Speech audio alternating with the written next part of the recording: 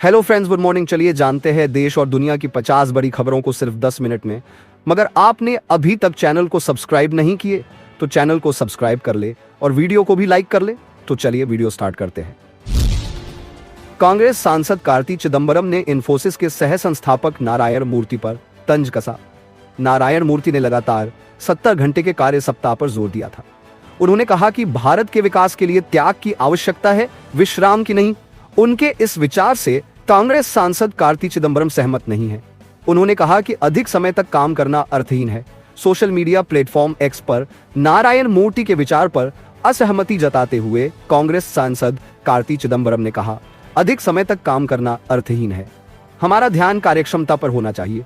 उन्होंने आगे कहा, दैनिक जीवन एक संघर्ष है, यह अकुशल और घटिया बुनियादी ढांचे से जूझ रहा है। अच्छी सामाजिक व्यवस्था और सद्भाव के लिए कार्य जीवन को संतुलित रखना महत्वपूर्ण। गाजा पट्टी पर शनिवार रात से लेकर रविवार सुबह तक हुए इसराइली हमलों में से 20 फलस्तीनी मारे गए, जिनमें 5 बच्चे शामिल हैं। इसराइल ने स्कूल पर हुए किए इसराइल के हमले में 3 बच्चों समेत 8 लोग मारे गए। उधर इस्राएली सेना ने दावा किया है कि उसने हमास के ठिकानों पर सटीक हमले किए हैं, क्योंकि स्कूल में हमास के लड़ाके छुपे हुए थे। डीम लोकसभा में विपक्ष के नेता और कांग्रेस सांसद राहुल गांधी ने सोमवार को सोमनाथ सूर्यवंशी के परिवार से मुलाकात की। इसके बाद राहुल ने कहा कि सोमनाथ सूर्यवंशी की हत्या इसलिए की गई क्योंकि वह दलित थे और संविधान की रक्षा कर रहे थे। इसके अलावा राहुल विजय वाकोडे के परिवार से भी मिलेंगे, जिनकी विरोध प्रदर्शन में भाग लेने के दौरान मृत्यु हो गई थी।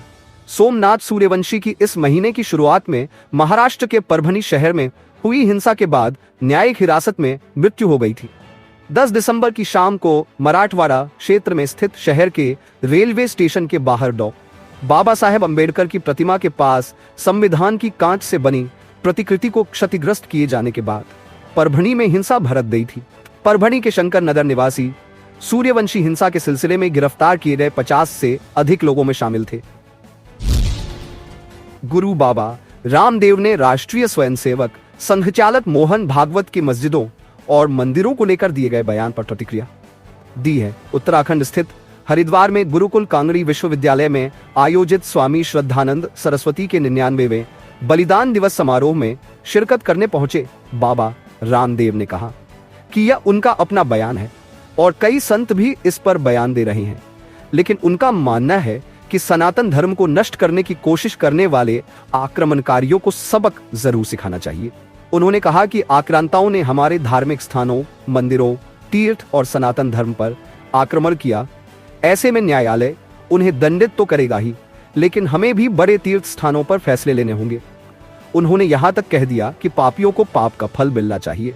केंद्रीय मंत्री जीतन राम मांझी की पार्टी हिंदुस्तानी आवाम मोर्चा ने बिहार के मुख्यमंत्री नीतीश कुमार की टेंशन बढ़ा दी है।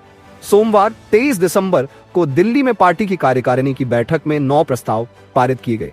एक तरफ 2025 में बिहार विधानसभा का चुनाव है और दूसरी ओर प्रस्ताव में कई ऐसी बातें कही गई हैं जिससे नीतीश कुमार की टेंशन बढ़ सकती है। मकर द्वार के पास धक्का मुक्की को लेकर बड़ी खबर सामने आई है। दिल्ली पुलिस अब इस मामले में अपनी जांच को आगे बढ़ाते हुए संसद परिसर की सीसीटीवी फुटेज इकट्ठा करेगी। सूत्रों के मुताबिक दिल्ली पुलिस ने लोकसभा स्पीकर ओम बिरला से इसको लेकर इजाजत मांगी है। दिल्ली पुलिस घटनास्थल पर सीन भी रिक्रिएट कर सकती है। इसके अलावा जांच में शामिल होने के लिए राहुल गांधी को पुलिस नोटिस भेजने की तैयारी कर रही है। बताया जा रहा है कि पुलिस घायल सांसदों का बयान लेने और फुटेज मिलने के बाद घटनास्थल पर जाकर सीन रिक्रिएट कर सकती है। अमेरिकी राष्ट्रपति चुनाव जीतने के बाद से डोनाल्ड ट्रंप सुर्खियों में बने हुए हैं। अमेरिका के 47वें राष्ट्रपति के तौर पर शपथ लेने के पहले ही डोनाल्ड ट्रंप ने अपनी कैबिनेट के सदस्यों का चुनाव कर लिया है। उनके कैबिनेट में दुनिया के सबसे अमीर व्यक्ति और डोनाल्ड ट्रंप के सबसे बड़े समर्थक एलन मस्क भी शामिल हुए हैं। ऐसे में कहा जाने लगा कि अमेरिका की नई सरकार में असली पावर एलन मस्क के हाथों में होगी, जिस पर डोनाल्ड ट्रंप ने प्रतिक्रिया दी है। एरिजोना में एक फेस्ट के दौरान राष्ट्रपति डोनाल्ड ट्रंप ने कहा, एलन मस्क एक बेहद होनहार और मेहनती व्यक्ति है, लेकिन अमेरिका की नई सरकार में उनके पास असली पावर नहीं होगी। ट्रंप ने अगले चुनाव में मस्क के अमेरिकी राष्ट्रपति बनने की संभावनाओं पर कहा, मस्क अमेरिका के राष्ट्रपति भी नहीं बनेंगे, क्योंकि उनके पास राष्ट्रपति बनने का संवैधानिक अधिकार नहीं है, क्योंकि मस्क अमेरिका में पैदा नहीं हुए हैं। लग्न का सीजन खत्म हो चुका है, वहीं खरमास चल रहा है। इस दौरान लोग शुभ कार्य नहीं करते हैं। सोने चांदी की मांग पर भी इसका असर दिख रहा है। अगर आप सोने व चांदी के गहने बनाने का प्लान कर रहे हैं तो एक बार यहां रेट जरूर चेक कर ले। झारखंड की राजधानी रांची के सर्राफा बाजार में आज 22 कैरेट प्रति 10 ग्राम सोने की कीमत 72,800 रुपए और 24 कैरेट प्रति 10 ग्राम सोने का भाव 76,440 रुपए दर्ज किया गया है। वहीं चांदी प्रति किलो 99 रुपए के भाव से बेची जाए। देश की सियासत में संविधान निर्माता बाबा साहब डॉक्टर भीमराव अंबेडकर को लेकर हंगामा बरपा हुआ है। कांग्रेस और अन्य विपक्षी पार्टियां डॉक्टर अंबेडकर को लेकर संसद में गृह मंत्री अमित शाह के बयान को लेकर भारतीय जनता पार्टी बीजेपी के खिलाफ मोर्चा खोले हुए है। विपक्ष गृह मंत्री पर डॉक्टर अंबेडकर के अपमान का आरोप लगाते हुए उनसे माफी मांगने, इस्तीफा देने की मांग कर रहा है। वहीं बीजेपी भी कांग्रेस पर हमलावर है। पूर्व केंद्रीय मंत्री रविशंकर प्रसाद ने कांग्रेस पर ड्रामा करने का आरोप लगाया है। रविशंकर प्रसाद ने सोमवार को प्रेस कॉन्फ्रेंस कर ग्रैंड ओल्ड पार्टी पर हमला बोला और कहा कि आज कांग्रेस देश भर में नाटक कर रही है।